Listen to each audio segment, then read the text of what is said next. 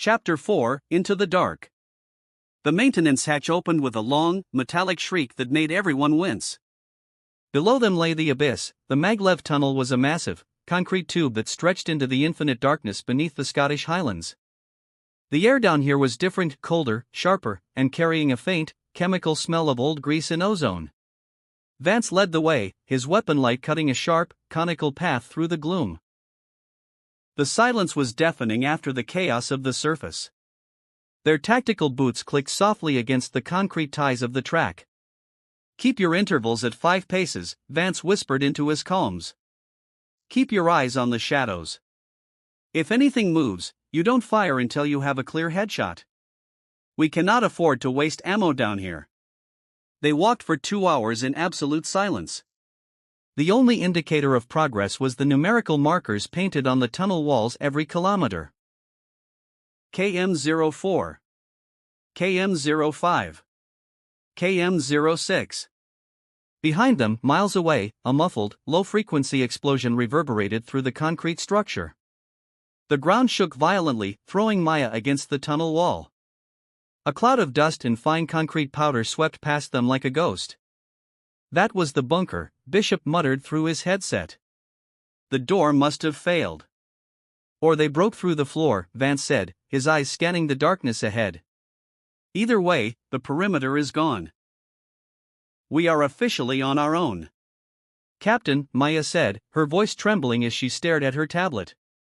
"The seismic sensors I left near the blast radius, they didn't just register the explosion.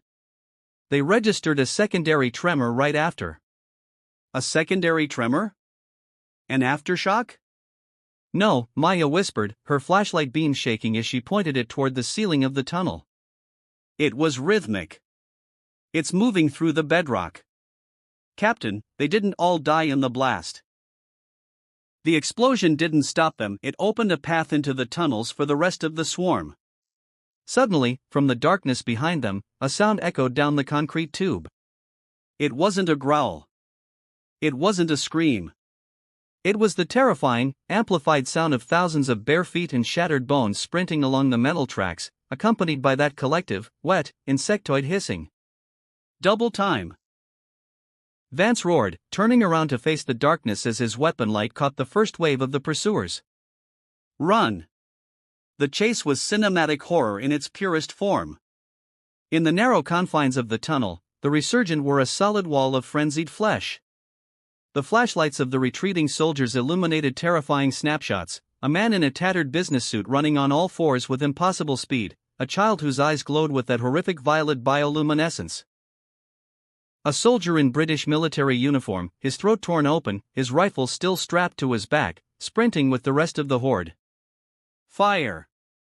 Bishop yelled, kneeling to provide covering fire. The tunnel became a localized thunderstorm of noise and muzzle flashes. The bullets bounced off the curved concrete walls, shredding the front ranks of the infected, but the bodies didn't stop the momentum of the swarm. The living ran over the dead, their feet slipping in the blood, their bodies piling high until they filled the entire diameter of the tunnel. "Bishop, fall back!" Vance screamed, firing his rifle until the bolt locked back on an empty magazine. But it was too late. A mutated resurgent, its muscular structure massively swollen by the virus, its skin split open to reveal raw, pulsing red meat, leaped through the gunfire. It slammed into Bishop, crushing his chest cavity instantly against the concrete floor. Before the sergeant could even scream, 3 more infected threw themselves onto the pile, tearing at his gear, his flesh, his life. "Keep moving!" Vance dragged Maya by the arm, forcing her away from the carnage. "Don't look back!" They ran for what felt like eternity, their lungs burning, their boots heavy with exhaustion. The darkness ahead seemed endless, a geometric nightmare with no exit. Then, up ahead, the tunnel widened. A massive steel security gate loomed in the flashlight beams, the outer perimeter of the Scapa Flow Naval Complex. "The gate is closed," one of the soldiers screamed in despair. "We're trapped. Lynn, get to the terminal," Vance ordered, turning to face the oncoming storm with his last magazine. "Open that damn door." Chapter 5, The Bottleneck at Gate Charlie. January 17, 2026. Perimeter Gate Charlie, Scapa Flow Naval Complex. The security gate was a 20-foot slab of reinforced, anti-ballistic steel, rusted at the hinges but unyielding. It sealed the maglev tunnel like a cork in a wine bottle. The main power grid is down. Maya screamed, her fingers flying across her tablet as she spliced into the gate's manual override panel. Sparks flew from the exposed wiring, casting sharp, jagged shadows against her terrified face. The base went into automatic lockdown 3 weeks ago. It's running on an isolated, low-voltage backup loop. Can you override it? Vance roared over the deafening cacophony of gunfire. I have to bypass the hydraulic interlocks. Give me 2 minutes. We don't have 2 minutes. Behind them, the concrete tube of the tunnel had turned into a meat grinder. The remaining 14 soldiers formed a desperate semicircle, kneeling on the cold tracks, dumping lead into the oncoming dark. The muzzle flashes illuminated a landscape of pure nightmare. A writhing, claustrophobic wall of pale flesh, snapping jaws, and those horrible, glowing violet eyes. The resurgent were not stopping to eat the fallen anymore. The hive mind had overridden their base predatory instincts. They were using their dead as shields, pushing the corpses of their fallen comrades forward to absorb the bullets. Reloading, a corporal yelled, dropping his empty magazine. Before the fresh magazine could clear his tactical pouch, a frozen, skeletal hand reached through the dark and grabbed the barrel of his rifle, pulling him violently forward into the swarm. He vanished into the sea of teeth without a sound. Hold the line! Vance bellowed, his 416 Hong Kong dollars clicking empty. He didn't bother reloading the rifle, he slung it across his back and drew his sidearm, a Sig Sauer 9mm, firing with cold, mechanical precision into the skulls of the closest infected. Thwip! Thwip! Thwip! At 5 feet, the stench was suffocating, a mixture of freezer burn, stale copper, and the sweet, sickening odor of advanced cellular decay. A female resurgent, her face torn open from her jaw to her ear, lunged at Vance. He ducked beneath her trajectory, driving his combat knife upward through the base of her skull. The blade grated against bone, and as she went limp, the weight of her body nearly pulled him to the ground. Captain! I've got it! Maya screamed. A heavy, metallic thud echoed through the tunnel as the hydraulic seals finally cracked. The massive steel gate began to slide upward, but it was agonizingly slow. A gap of 6 inches appeared at the bottom. Then a foot. Get under! Go! Go! Go! Vance yelled, grabbing Maya by her collar and shoving her beneath the rising door. The surviving soldiers didn't need to be told twice. They dove under the steel slab, rolling onto the smooth, polished concrete floor of the naval base on the other side. But the resurgents saw the gap too. They didn't wait for the door to open fully. They began throwing themselves into the narrowing space, their bodies getting crushed by the relentless hydraulic pressure of the rising gate, but their shattered bones and spilled organs created a bloody wedge that jammed the mechanism. The door stopped rising, stuck at a 3-foot clearance. And through that 3-foot gap, they began to crawl. Chapter 6: The Silent Fleet. The interior of the Scapa Flow Naval Complex was vast, a cavernous subterranean submarine pen carved directly into the granite cliffside of the northern coast. The air here was damp and smelled of salt water, diesel fuel, and heavy machinery. Below the catwalks, the black, still water of the harbor reflected the dim red glow of the emergency strip lighting. And there, sitting like a sleeping leviathan in the center of the primary drydock, was the HMS Vanguard. The 400-foot British nuclear submarine looked like a shadow within a shadow, its black anechoic tiles gleaming under the faint crimson lights. Seal the inner bulkhead, Vance ordered as the last 3 soldiers scrambled into the staging area. They slammed a manual wheel lock shut on a secondary security door, cutting off the sound of the screeching infected behind them. For a moment, the only sound was the heavy, ragged breathing of the 12 survivors. Is anyone bitten? Vance asked, his eyes scanning the faces of his remaining crew. His gaze stopped on a young private named Henderson. The boy was clutching his forearm, dark, viscous fluid seeping through his fingers. Henderson looked up, his eyes wide with a mixture of terror and apology. It just scraped me, Captain. Through the jacket. I'm fine. I can still fight. The other soldiers slowly stepped away from him, their weapons subtly lowering toward his torso.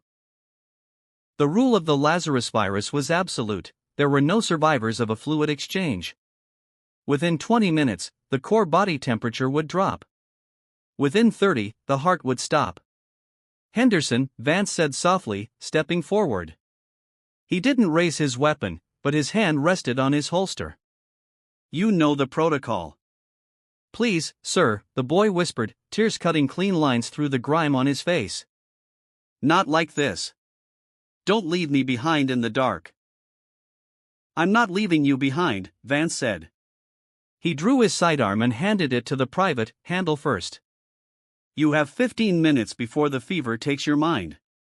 The automated control panel for the drydock bridge is at the end of that catwalk. If you stay there, you can lower the gangway for us to get onto the sub, and then you lock the access hatch from the inside so they can't follow us. Henderson stared at the pistol in his hand.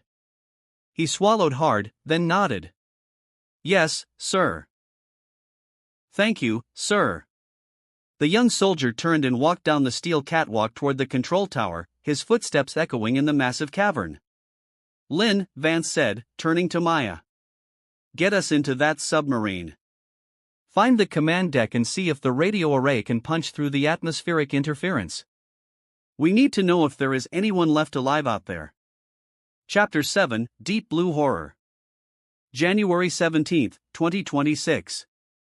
Sublevel 4, the Arclight Facility, North Sea. While Captain Vance was fighting for a way onto the HMS Vanguard, 200 miles out to sea and 200 meters below the waves, Dr. Elena Vance was watching her world die.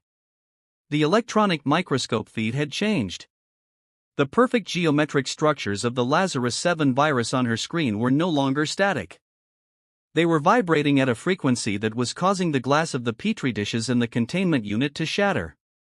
Elena, Gabriel's voice was cracked, barely a whisper. He was standing by the thick, reinforced plexiglass window that looked out into the black depths of the North Sea. The facility was anchored to the seabed, surrounded by the crushing pressure of the ocean. What is it, Gabriel? I'm trying to calibrate the signal block. They're here. Elena froze. She walked slowly over to the window. The exterior floodlights of the Arclight facility illuminated the murky, deep-sea water. At this depth, there should have been nothing but abyssal fish and hydrothermal vents. But the water was alive with movement. Thousands of shapes were drifting down from the surface. They weren't swimming, they were sinking, but their limbs were moving in a coordinated, rhythmic pattern. The resurgent had marched off the cliffs of Scotland and England, straight into the ocean. The virus didn't require oxygen, the lungs were obsolete organs. The dead didn't drown. They had drifted with the ocean currents, guided by the low-frequency biological signal that the Arclight facility had been broadcasting during its research. Now, they were crawling across the steel exterior of the underwater lab. Their pale, waterlogged skin was bloated, their eyes completely milk-white, but their fingers, driven by that unyielding, virus-optimized muscular strength, were clawing at the seams of the structure. Chapter 8, The Leviathan's Wake. January 17, 2026. Command Deck, HMS Vanguard. The airlock of the HMS Vanguard sealed with a definitive, mechanical hiss that felt like the closing of a tomb.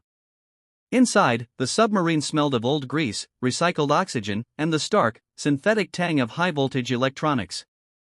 We are inside. Captain, the hatch is locked. Maya Lin gasped, collapsing against the steel bulkhead. Her breath came in ragged, shallow bursts, her tactical uniform smeared with a cocktail of black sludge and frozen mud.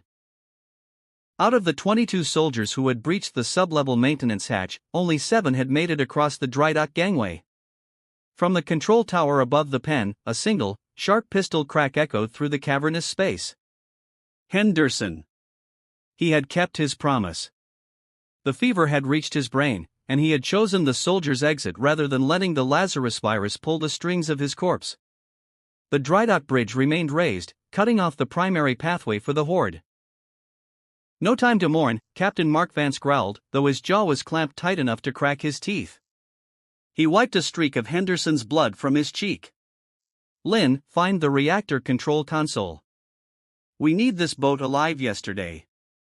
The HMS Vanguard was a Vanguard-class ballistic missile submarine, a relic of late 20th century Cold War engineering heavily retrofitted with 2020's digital automation. It didn't require a crew of 130 anymore.